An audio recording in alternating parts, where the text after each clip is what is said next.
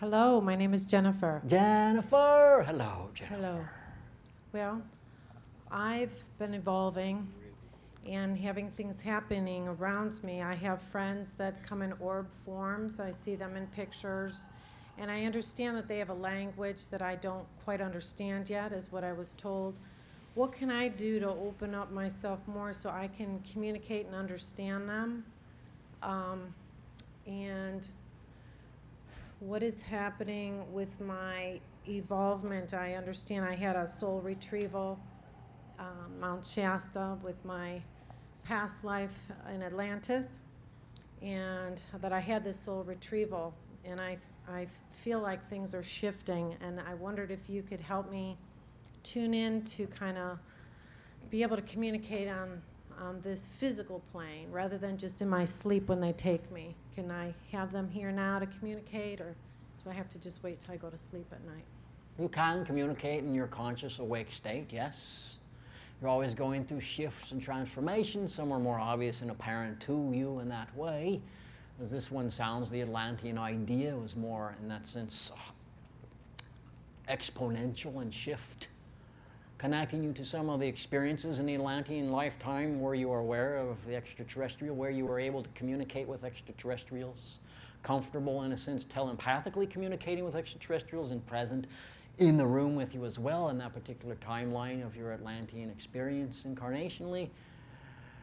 Therein now you can begin to tell yourself that you can learn, understand, recognize the language, even if others say you can't.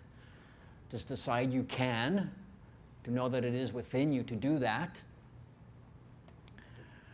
Perhaps when someone told you that in that timing, perhaps you couldn't, but you're choosing to learn more about this, which is awakening more of the avenues and opportunities and frequencies where you can.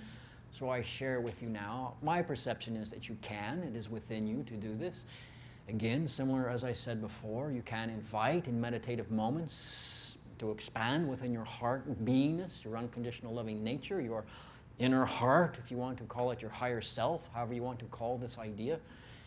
Ask, invite this aspect of you in meditative moments to facilitate the communication connection with those that would be most enjoyable for you to connect with, that would be most educational, that would be the most uplifting, provide you with the greatest sense of fulfillment, and them as well in a mutual way together. Do this again and again and again. As long as you feel in your heart it is a joy to do this type of meditative intent to connect and communicate and develop vocabulary and language with these ones. Follow your heart. Your heart then, with your intention and knowingness that you can do this, will facilitate more information for you, give you more suggestions of what actions you can take. The information becomes more available as you simply put out, you can do this, you desire to do this, and you connect to your heart and put out the willingness to do this. That will allow you more easily to connect to those realities where you are doing this. And thus you become more tuned into the reality where you're communicating with them.